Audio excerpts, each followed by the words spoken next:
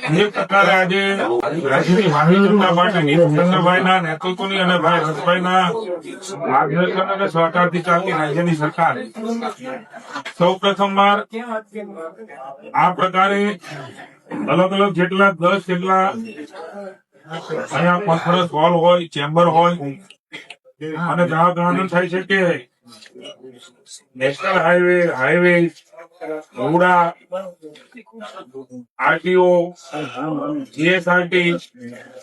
ઇન્ડસ્ટ્રીઝને જેટલા પણ ઘટક લાગુ પડે છે એ તમામ લોકોની સાથે અલગ અલગ 10 જેટલા રૂમમાં સમગ્ર સૌરાષ્ટ્ર કચ્છના વેપારીઓ, ઇન્ડસ્ટ્રીયાલિસ્ટો જે પોતાનો ઉદ્યોગ વ્યવસાય કરીને રાજ્યની અર્થતંત્રમાં મદદ કરી રહ્યા છે, અમારા સૌ ધારાસભ્યશ્રીઓ જેમણે સતત રાજકોટની અને સૌરાષ્ટ્રના સૌ ધારાસભ્યોએ પોતપોતાના જિલ્લાની ચિંતા કરીને આની મુખ્યમંત્રીને નાયબ આપણા માની મુખ્યમંત્રી હર્ષભાઈ જે ઉદ્યોગ પ્રધાન પણ છે એમને વાત કરી અને એમના કારણે સૌ પ્રથમવાર આ પ્રકારે એક ઝોનની અંદર રેવન્યુ એસીએસ આવે, ઇન્ડસ્ટ્રી એસીએસ આવે, તમામ અલગ અલગ ડિપાર્ટમેન્ટો, હું તમને ગણાવું તો 22 જેટલા ડિપાર્ટમેન્ટો, એમના અધિકારીઓ, એમની સાથે એમના પ્રશ્નોની અને આગામી રોડમેપની ચર્ચા થાય.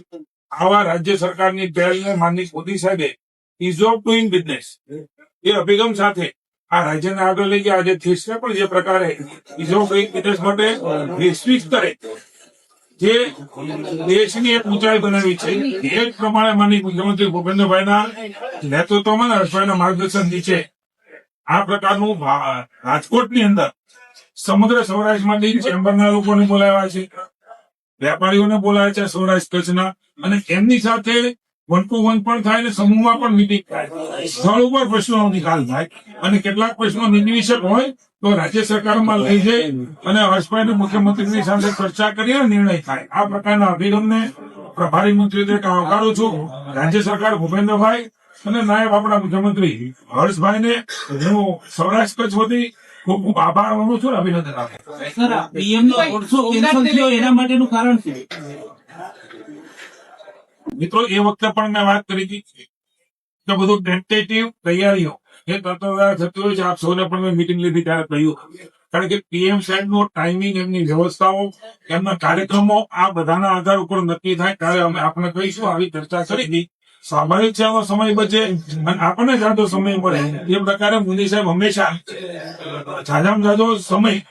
એ એની ફળશ્રુતિ કેવી રીતે મળે. એટલે અત્યારે જે હજી પણ ટેન્ટેટિવ છે કે કદાચ જે સીધા હેલિકોપ્ટર દ્વારા જે સ્થળ છે મારવાડી ત્યાં પહોંચે, જેનાથી આપણો ખૂબ મોટો સમય એ આવનારા સમયમાં સૌરાષ્ટ્ર કચ્છનો જે રોડમેપ બનવાનો છે, જે ઇન્ડસ્ટ્રી, જે અલગ અલગ દેશના લોકો આવી રહ્યા છે, હર્ષભાઈ હમણાં વાત કરી આખો કાર્યક્રમ એ સૂચિત છે. જે કાર્યક્રમ નક્કી થાય એટલે આપને કોને એકવાર જણાવવામાં આવશે. પણ આનંદની વાત એ છે કે મોદી સાહેબ એ સૌરાષ્ટ્ર કચ્છના રિજનલ વાઇબ્રન્ટ સમિટમાં આવી અને નવી ઉર્જા, નવી દિશા અને નવો વિકાસ આપતા જવાના. સોમનાથને લઈને આજે મોદી સાહેબે જે બ્લોગ લખ્યું, ટ્વીટ કર્યું છે, શું કહેવા લઈને સોમનાથને લઈને જે મોદી સાહેબે જે બ્લોગ લખ્યું છે 1000 વર્ષ સોમનાથ મુકામે માનનીય નાયબ મુખ્યમંત્રી અને હું જઈ રહ્યા છીએ. સંપૂર્ણ ચર્ચા નાયબ મુખ્યમંત્રી ત્યાં બધી વિગતો લઈ અને આપણી સાથે વાત થઈ.